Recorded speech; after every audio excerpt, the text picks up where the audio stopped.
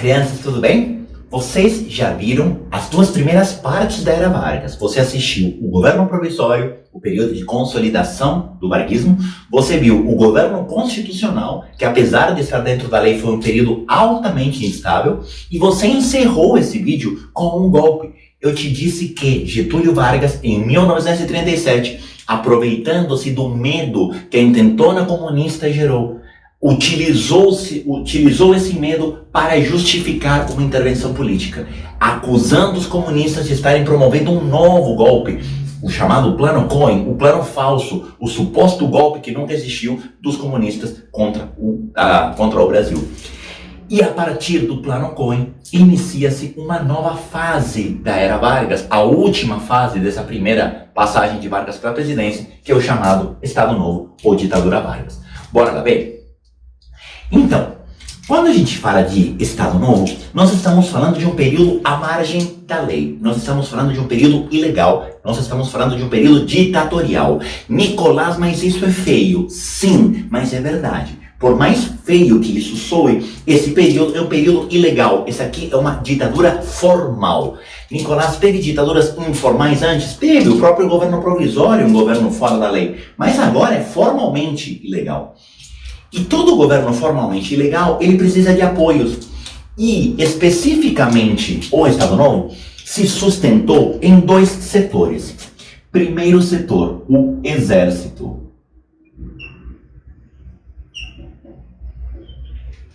E aqui, eu de novo faço a mesma ressalva que fiz nos vídeos anteriores. Quando eu falo exército, eu não estou falando que todos os militares eram a favor de Vargas.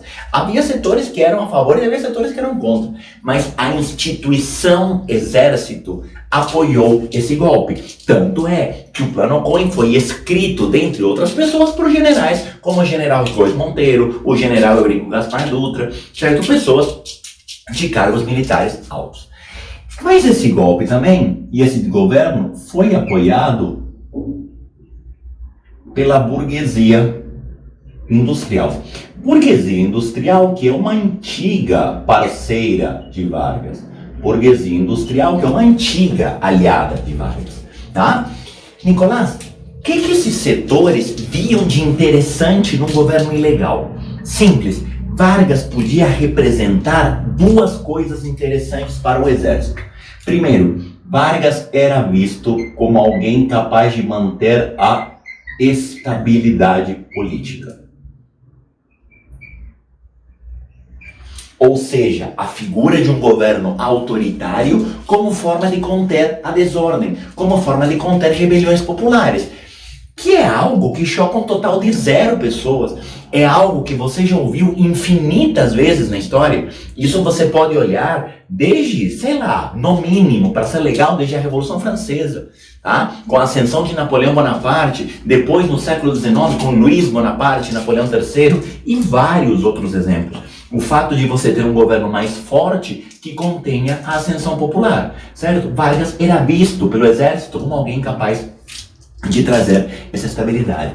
Além do que, o discurso de Vargas era um discurso de forte teor nacionalista.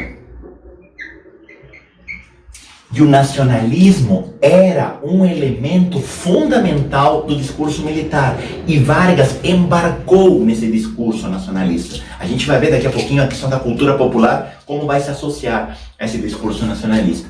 E a partir daí, o exército, as altas patentes militares, se colocam inicialmente ao lado de Vargas. Nicolás, e a burguesia industrial? Por que a burguesia industrial apoia Vargas? Simples, porque nesse momento começa no Brasil um processo novo, que é o desenvolvimento da indústria de base. E aqui é muito importante que você não confunda o que está acontecendo no Estado Novo com aquilo que começou a acontecer no governo provisório.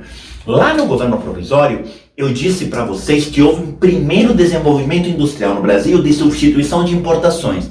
Só que lá atrás era a indústria de consumo. Eu lembro até ter usado essa expressão. A indústria de bens de consumo, ela é interessante porque o bem de consumo é consumido. Ah vá, procura essa fala, você vai encontrar ela igualzinha. tá? Lá atrás produziam-se bolsas, sapatos, roupas, toalha de mesa, coisa pro dia a dia, bens perecíveis, bens pouco duráveis, certo? Coisas de consumo que fizeram com que a economia começasse a rodar. Aproveitando a crise de 29, compraram-se as máquinas de fora, tudo aquilo. A partir de agora, há um salto industrial. Porque a partir de agora, o Brasil começa a produzir a base da indústria, a máquina. Começa a produzir, não bens de consumo, mas as condições de produzir o bem de consumo. E aqui eu vou te dar 3 siglas. Eu vou te dar uma sigla chamada CSN, vou te dar uma sigla CBRD, eu vou te dar uma sigla chamada CNP, tá? CSN, Companhia Siderúrgica Nacional. Olha a indústria siderúrgica. Gente, isso aqui é a segunda revolução industrial, tá? Aquilo que a Europa fez no século XIX, a gente está fazendo perto do meio do século XX. Volta Redonda vira palco da grande empresa siderúrgica do Brasil, a Companhia Siderúrgica Nacional. A Companhia do Vale do Rio Doce, atual Vale, na região de Minas, certo? Na região de exploração de minérios.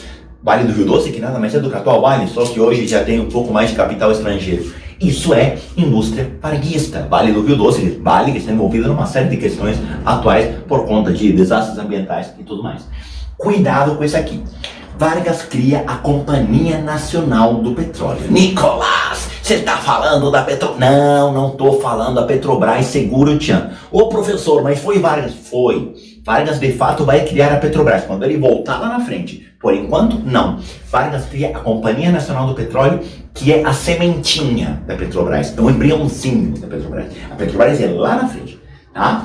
Mas tudo isso dá ao Brasil uma cara um pouco mais industrial, que é algo que Vargas vem fazendo desde o início, numa lógica quase intervencionista, parte do Estado, são indústrias nacionais, tá? Mas isso fortalece a burguesia industrial, isso enriquece a burguesia industrial, e isso faz com que a burguesia industrial apoie o projeto golpista e autoritário de Vargas, que se consolida através da outorga de uma Constituição. E essa palavra para você já não é novidade. Afinal de contas, não é a primeira Constituição outorgada do Brasil. Você teve lá no Império, no primeiro reinado, a outorga de uma Constituição. A primeira Constituição é a Carta outorgada de 1824. Agora nós temos uma segunda Constituição outorgada, que é a Constituição varguista. Outorgada porque ela foi imposta, certo? Aliás, foi imposta poucos dias depois do golpe, poucos dias depois da denúncia do suposto plano comunista. O que, obviamente, é quase uma confissão de culpa. Afinal de contas, não é tão rápido para elaborar uma Constituição, tá? Quando a gente fala dessa Constituição, eu quero te destacar 4 características dessa Constituição. Essa Constituição é uma Constituição que é marcada pelo autoritarismo, pelo apartidarismo, pelo trabalhismo e pela propaganda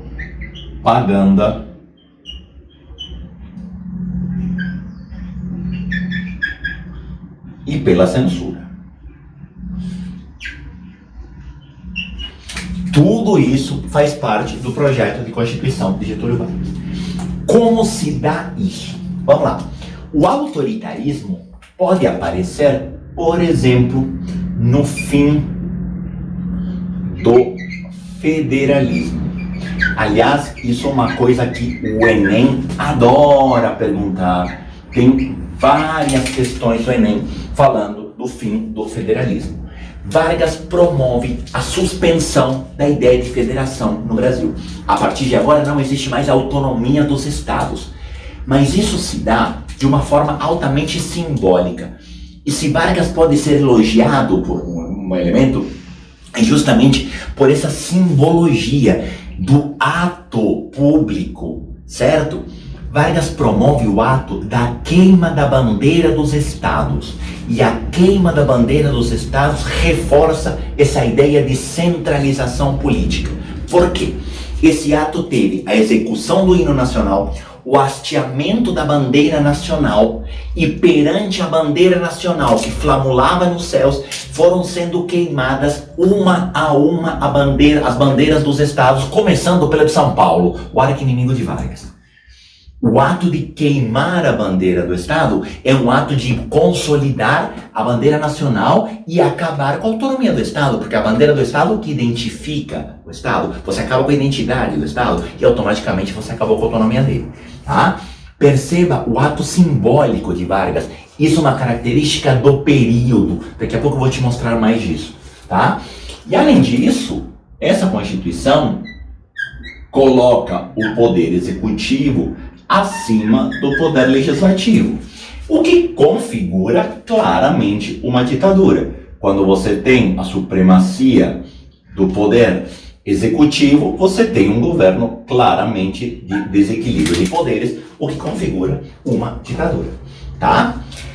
Segunda característica, e essa é muito marcante, houve a proibição de partidos políticos.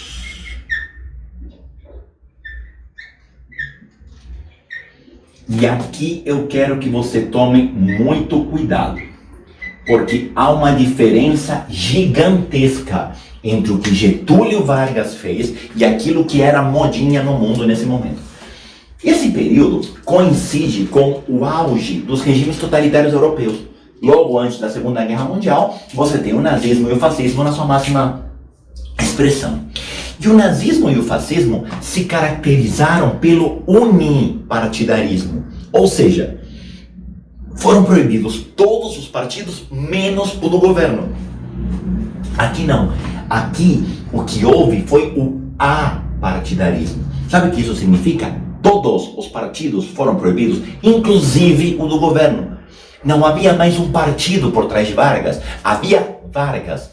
O apartidarismo é uma característica de centralização política. Todo o poder está na mão de Getúlio e não tem sequer um partido por trás. A figura é ele. Ele é o centro das decisões. Essa é uma característica clara do varguismo, do Estado Novo, tá? Que está associada à ideia do trabalhismo, que é uma característica também de influência fascista. A aproximação de Getúlio com o trabalhador, a valorização do trabalhador, certo? Característica populista, certo? Alguém da elite que faz concessões ao povo para trazê-lo para o seu lado e mediar a luta de classes. Olha que coisa fantástica. Vargas vai criar a CLT em 1943. A consolidação das leis trabalhistas, certo? Cuidado para não confundir com as primeiras leis trabalhistas. Agora não, agora existe toda uma organização, uma consolidação das leis trabalhistas, com a ideia da carteira de trabalho e tudo mais, certo? É uma característica fascista. Mussolini fez isso com a Carta del Lavoro, que por sinal é a mesma coisa. A CLT é a Carta del Lavoro, versão feijoada, certo? Nós estamos nos inspirando no movimento italiano para trazer para cá. E junto com o trabalhismo, uma palavra bastante polêmica, mas que eu preciso que você ouça falar, que é o corporativismo. Sim? O que é esse corporativismo? Houve, por parte do governo, a proibição de todos os sindicatos que não estivessem controlados pelo governo. O corporativismo é o controle dos sindicatos por parte do Estado.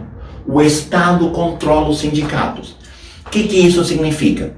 Que se o Estado controla o sindicato, a partir de agora, o sindicato, ele deixa de estar a serviço do trabalhador e passa a estar a serviço do Estado. Passa a ser um sindicato que não protege o trabalhador, protege o Estado, mas evita o embate, evita o choque. É por isso que ele é chamado de sindicato pelego. Pelego é aquela manta, aquele cobertor que se coloca por baixo da sela do cavalo para evitar o impacto, para evitar a dor na bunda. Esse sindicato é chamado de pelego, porque ele é mole. Ele evita impacto, mas ele é mole. E ele protege quem não deve proteger, protege o Estado. O que é isso? É centralização política. Da onde vem isso? Fascismo italiano. Certo? Assim como cria-se, por parte de Vargas, o Departamento de Imprensa e Propaganda e o Departamento de Ordem, aquele que vai proteger, que é o DOPS, que é o de claramente censura. É aqui que se consolida a censura. Aliás, DOPS não é uma criação atual, havia DOPS nos tempos arturanais, tá? Não é só da época de Vargas, certo? Perceba como essa Constituição ela tem claríssimos traços fascistas. Perceba como essa Constituição tem violentíssima influência do totalitarismo europeu. É por isso que essa Constituição é chamada de polaca. Porque tem influência da Constituição fascista da Polônia. É através da Constituição de 1937, é através da polaca, que Getúlio Vargas tem condições de mostrar aquilo que ele veio a fazer. Ou seja, um governo autoritário, um governo centralizado, que tem no trabalhador urbano, no trabalhador da fábrica, a sua sustentação.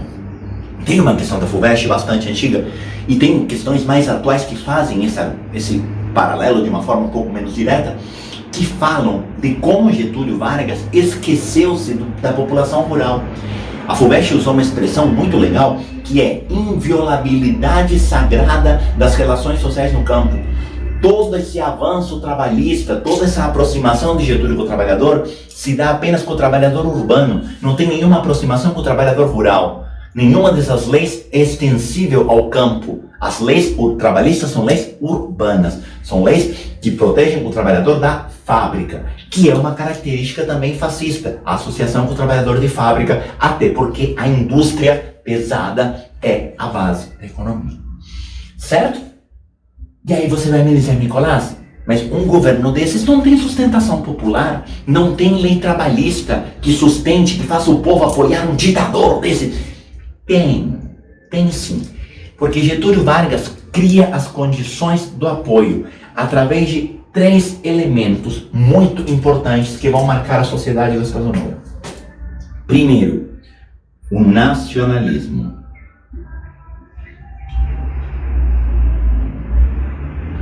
Getúlio Vargas vai exaltar, vai criar uma exaltação da identidade nacional.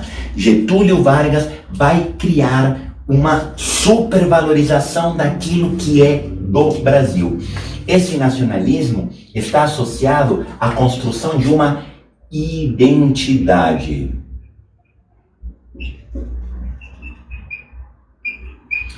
E nessa construção de uma identidade nacional, começa a se fortalecer a seguinte ideia: o cidadão brasileiro é o trabalhador.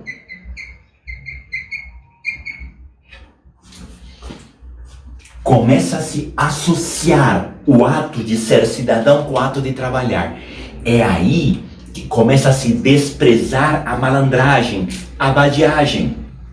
O trabalhador tem que ser exaltado. Quem que vai fazer isso? Isso é muito importante. Quem vai fazer isso é a cultura popular. O governo Vargas usa a cultura popular para gerar essa identidade, para gerar essa exaltação nacionalista. E tem 2 coisas que são os símbolos da cultura popular brasileira. E a gente não pode falar em identidade do Brasil sem falar em samba e sem falar em futebol. E o governo Vargas, o Estado Novo, é um período altamente próspero de valorização tanto do samba quanto do futebol. Você vai ter os sambas de exaltação nacionalista. Você vai ter as músicas de exaltação da nação. Por exemplo, Aquarela do Brasil, que aliás é uma música que tem coisas super profundas, como esse coqueiro que dá coco, é certo? Meu Brasil brasileiro, meu mulato insoneiro. Certo? O Brasil, samba que dá, certo? A exaltação do Brasil. Procura depois, eu vou colocar para você o link do samba Aquarela do Brasil. Olha como o Brasil começa a ser exaltado pela música brasileira para criar esse sentimento de identidade. E não é só a Aquarela do Brasil, você tem também o samba que exalta o trabalhador. Tem um samba do Arnulfo Alves que fala: quem trabalha é quem tem razão. Eu digo e não tenho medo de errar. Chama o bonde de São Januário, que fala do bonde que leva os trabalhadores às fábricas. Olha essa associação. E é interessante também a questão do futebol. Mas é um futebol diferente, é um futebol mulato, é o futebol da ginga, é o futebol do drible, é o futebol do negro. Aliás, curiosidades históricas, a seleção de 1938, que foi para a Copa apadrinhado pela filha de Getúlio Vargas, é a primeira seleção da história do Brasil a levar negros para uma Copa do Mundo. Inclusive o melhor jogador daquela Copa do Mundo, chamado Leônidas da Silva, era negro. É o cara da bicicleta, o cara que inclusive dá nome a um chocolate, Diamante Negro, em homenagem ao tal do Leônidas da Silva, certo? O Diamante Negro daquela seleção. Então, o futebol e o samba são elementos de construção dessa identidade, são elementos de construção da exaltação desse nacionalismo. O Brasil como país do samba e o país do futebol. Essa é uma lógica que vem do Estado Novo, tá? E a última característica aqui é a ideia do assistencialismo. E quando a gente fala de assistencialismo, nós estamos falando de um governo que dá. Ou seja, esse assistencialismo está associado à figura paternal de Getúlio. Paternalismo varguista.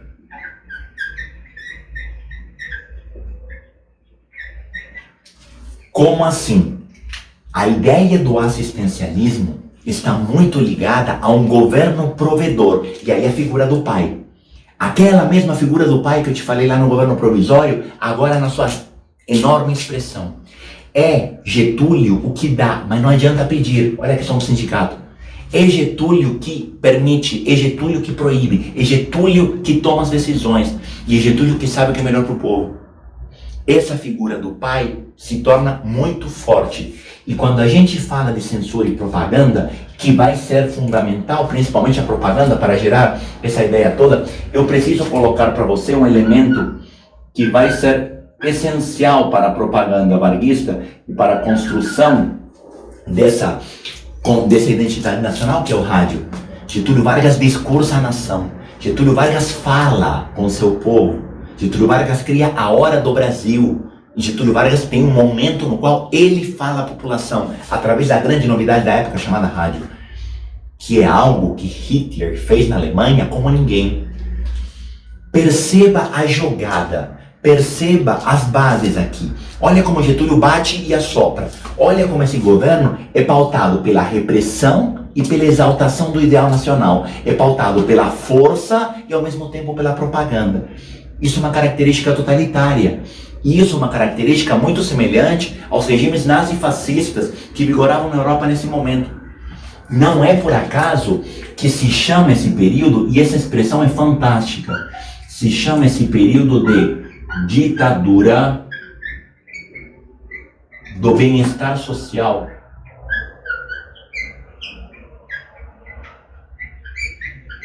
O governo promove aumentos de salário mínimo, o governo promove direitos do trabalhador, o governo promove benefícios para os menos favorecidos. Ninguém passa necessidade porque o governo cuida. Nós estamos dentro de uma ditadura do bem-estar social, que são palavras que lado a lado não combinam nem um pouco.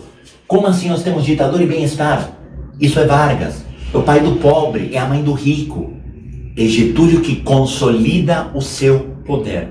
E é Getúlio que consegue governar por basicamente 6 anos sem ser incomodado. 7 anos sem ser incomodado. Mas vai ter uma quebra e essa estrutura vai começar a ruir. Quer ver? Mas aquele governo sólido, aquele governo forte, aquele governo autoritário vai começar aos poucos a perder força. Muito por conta do cenário externo. Eu não vou te dizer que Vargas cai de fora para dentro, porque na verdade ele cai por um problema que surge aqui dentro do Brasil, mas muito por conta do contexto exterior. Por quê? Os regimes totalitários europeus, que claramente nutriam uma enorme admiração por parte de Getúlio Vargas, foram destruídos na Segunda Guerra Mundial. E a Segunda Guerra Mundial, diferentemente da primeira, cuja participação foi banana, teve uma participação importantíssima no Brasil. Na Segunda Guerra Mundial, o Brasil de fato vai entrar na guerra. Não sem antes mostrar quem é Getúlio Vargas. Vargas consegue até dar um nozinho numa guerra. Tamanha habilidade política. Segunda Guerra que vai durar de 39 a 45. Mas que o Brasil não tem de fato uma participação efetiva de 39 a 45. A Segunda Guerra Mundial é uma guerra muito mais mundial do que a primeira, com o perdão do trocadilho quase infame. A Primeira Guerra Mundial foi uma guerra europeia, a segunda foi uma guerra mundial. E a Segunda Guerra Mundial, ela se notabilizou pela necessidade dos países europeus conseguirem apoios fora da Europa, certo? E o Brasil, por mais louco que possa parecer, é uma potência na América do Sul. O Brasil é o maior país da América do Sul, o Brasil é o maior país da América Latina. Então, ter o Brasil do lado na guerra é muito importante. E os dois lados começaram a tentar se aproximar do Brasil. Getúlio Vargas, espertamente, demorou 2 anos para declarar apoio a alguém. E, entre 1939 e 1941, o Brasil vai ter o que a gente vai chamar de política pendular. Guarda esse nome. O nome pendular vem da ideia de pêndulo da física, fica oscilando de um lado para o outro.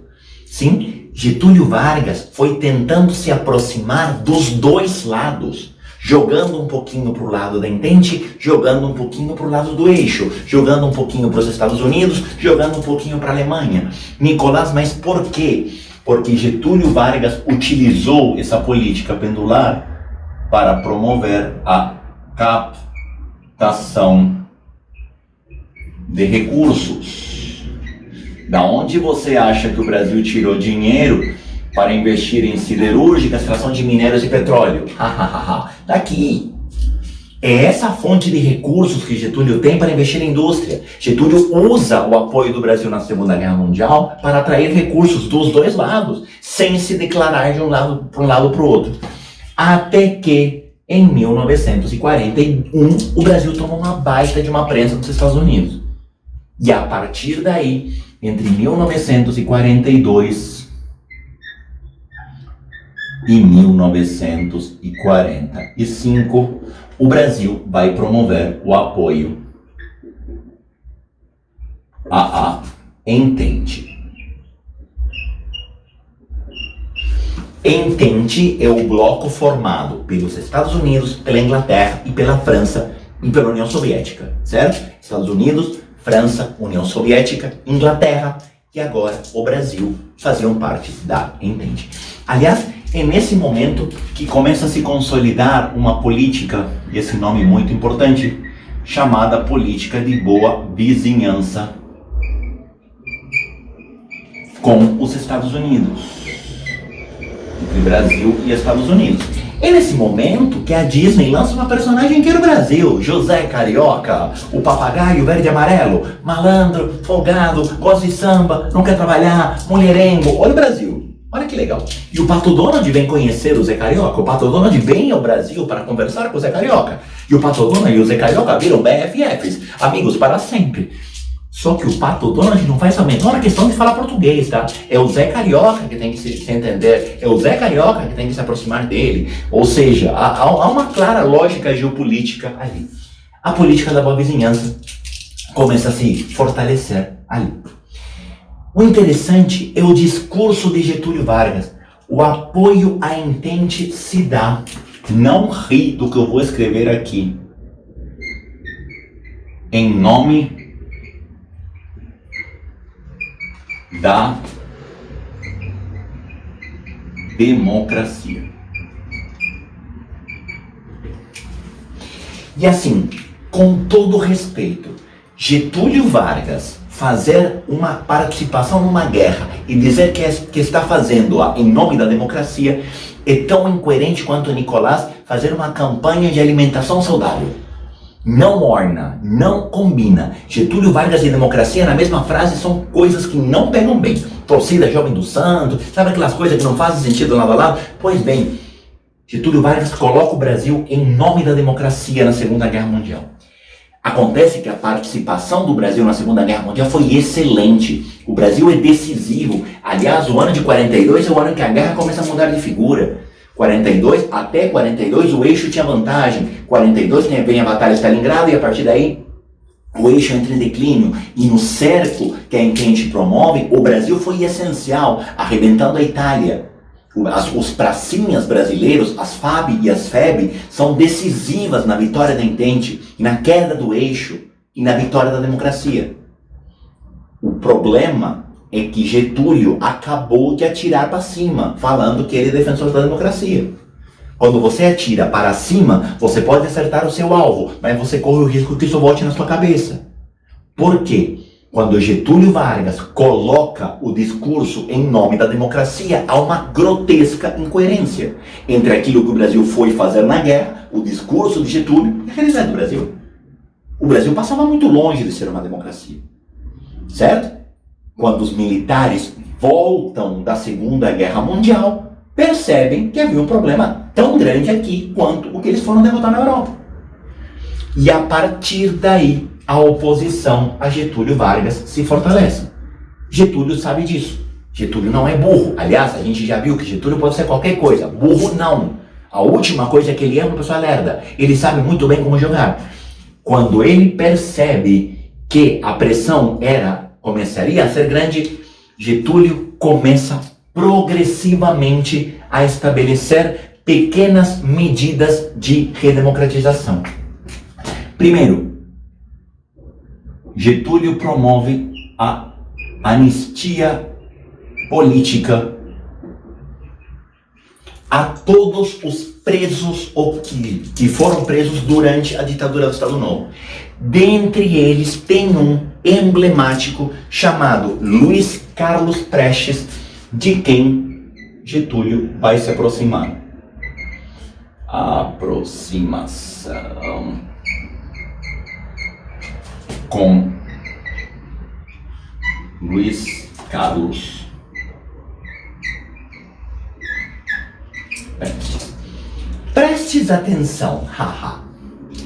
Esse Prestes é o Prestes da Intentona Comunista, que foi preso por conta da Intentona Comunista e que ficou preso de 35 até 45, 10 anos. Só que foi com um agravante.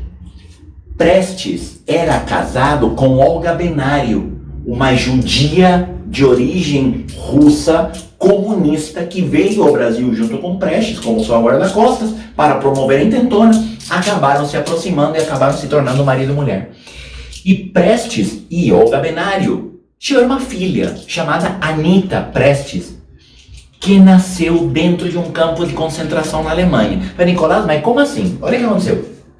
Prestes e Olga foram presos por conta do cenário da Intentona Comunista. Quando eles são presos e separados, o Prestes não sabe que a sua esposa está grávida. E Prestes vai para a prisão sem saber que teria uma filha. Olga descobre que está grávida, manda uma carta para o Prestes, já cada um numa prisão, para contar da paternidade, certo, da filha. Só que Olga, ela é enviada à Alemanha nazista por Vargas, como parte dessa política pendular. Olga Benário era uma judia comunista, tudo aquilo que Hitler mais odiava na vida. Resultado, Olga Benário é enviada a Hitler quase como um presente, como uma tentativa de mostrar proximidade. E Olga Benário vai para o campo de concentração, consegue ter a sua filha, a filha consegue ser resgatada pela avó paterna, pela mãe do Prestes, certo? E ela vem para o Brasil novamente. Aliás, Anita Prestes vive até hoje. Anita Prestes é uma historiadora formada, se não me engano, pela UFRJ. Anita Prestes é o resultado do casamento de Prestes com Olga Benário. Olga Benário foi executada como todos os presos dos campos de concentração. Prestes ficou preso até 45. Em 45, Prestes é solto, inclusive conhece a sua filha a partir desse momento. E Prestes começa a se aproximar de Getúlio Vargas. E aí você vai me dizer, Nicolás, mas que coisa doida. Como assim Prestes se aproxima de Vargas? Simples. Prestes segue a orientação da União Soviética. E a União Soviética pregava que os países que lutaram juntos na guerra devem ser países próximos. Se você esteve do meu lado na Segunda Guerra Mundial, nós temos que continuar tendo relações estáveis. Sabe o que isso significa? Que a União Soviética e o Brasil começam a se aproximar. O Brasil começa a estabelecer relações com a União Soviética, dentre elas, perdoando Prestes. Isso começa a pegar muito mal. E isso começa a ser mal visto por alguns setores mais conservadores. Mas a redemocratização não para por aí. Além da anistia política, Getúlio Vargas vai promover a volta do pluripartidarismo. Ou seja, a permissão novamente para a criação de partidos políticos. Lembra que o Estado Novo é apartidário? Pois bem, a partir de agora volta o pluripartidarismo. E eu vou te dar aqui 4 siglas. Eu vou te dar uma sigla chamada UDN, União Democrática Nacional, que era o grupo mais conservador ligado ao capital internacional. Vou te dar uma segunda sigla chamada PTB, Partido Trabalhista Brasileiro. Esse é o partido de Vargas. Esse eu vou deixar grifado, ó. Esse aqui é o partido de Vargas, tá? Vem o partido chamado PSD, Partido Social Democrático, que era um partido mais de centro, um partido mais moderado, não chegava a ser um partido totalmente ligado ao capital externo, mas também não era um partido tão nacionalista. Mas a anistia foi tamanha que foi permitido o PCB novamente. Olha que Getúlio estranho! Olha como essa nova versão de Vargas está muito diferente. Olha um Vargas democrata. Olha um Vargas defensor da liberdade de expressão. Aliás, houve a diminuição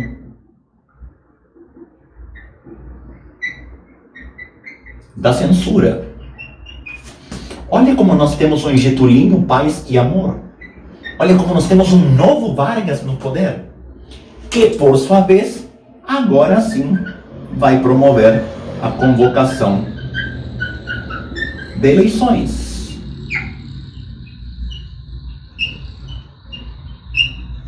E aqui eu vou te fazer uma pergunta. Vargas pode ser candidato nessa eleição? Vargas pode ser candidato? É uma boa pergunta, né? O que Getúlio Vargas vai dizer? Eu nunca fui eleito. Eu nunca fui eleito. Ele mentiu? Não. Vargas chegou ao poder em 30 por uma virada de mesa. Em 34, a eleição foi indireta. E o sistema e a Constituição só prevê a eleição direta, tentando uma de Floriano. E na eleição seguinte, a eleição não teve. Vargas vai dizer, eu nunca fui eleito. E ele começa a articular uma candidatura. Que obviamente, não é muito bem vista por todos os setores que se colocaram contra Vargas. E aqui começa a aparecer uma disputa. Por quê?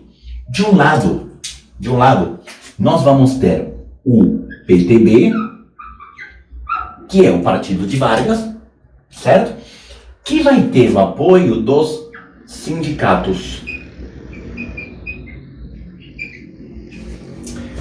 O PTB e os sindicatos vão lançar a campanha que a gente vai chamar de campanha do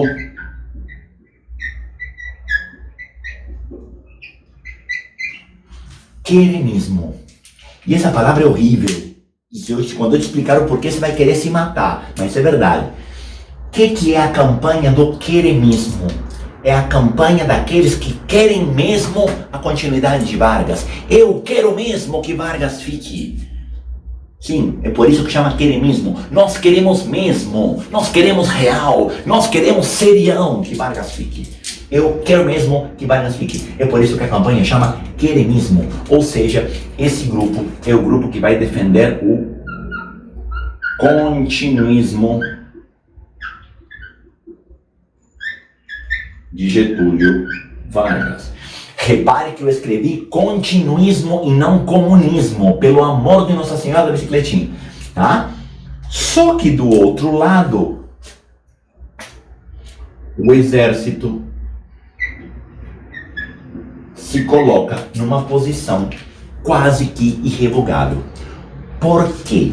Porque o exército via com uma grande ameaça a aproximação de Vargas com Prestes, a permissão do Partido Comunista e a aproximação com a União Soviética. Para o exército, essa aproximação de Vargas com a União Soviética, com Prestes e a liberdade grande de expressão e partidos se tornou uma ameaça. E a partir desse momento, o exército se coloca contra a permanência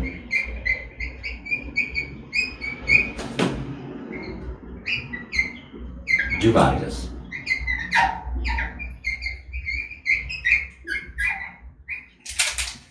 E a vida não gira, a vida capota. Quem diria que um dia Vargas ia ser visto pelos militares como alguém com ligação comunista, certo? Esse lado mais liberal de Getúlio foi confundido com o lado comunista. Aliás, essa bipolaridade varguista fez com que muitas vezes ele fosse chamado de comunista. E Getúlio pode ser qualquer coisa na vida, menos comunista. Getúlio Vargas perseguiu o comunista como ninguém no Brasil. Tá? Mas a partir do momento em que há a aproximação de Getúlio com o PCB, com a União Soviética, com Prestes, os setores mais tradicionais, os setores mais conservadores, veem isso como uma ameaça. E é por conta disso que nós vamos ter um golpe no ano de 1945. Em 1945, através de um golpe, nós temos a deposição. Deposição de Vargas.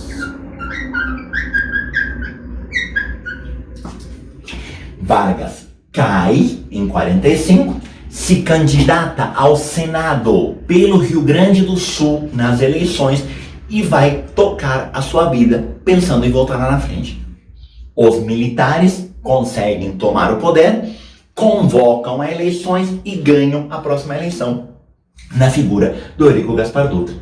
A era Vargas está encerrada. Cuidado! Vargas não morreu. Uma vez um aluno me perguntou, não ri da pergunta: Nicolás, Vargas se mata no final do primeiro ou do segundo mandato? E eu juro que eu tive que me segurar para não dar risada da pergunta do meu amiguinho. Porque claro que Vargas não pode se matar no final do primeiro mandato e voltar no segundo, a não ser que Chico Xavier faça um trabalho sensacional. Tá? Vargas sai.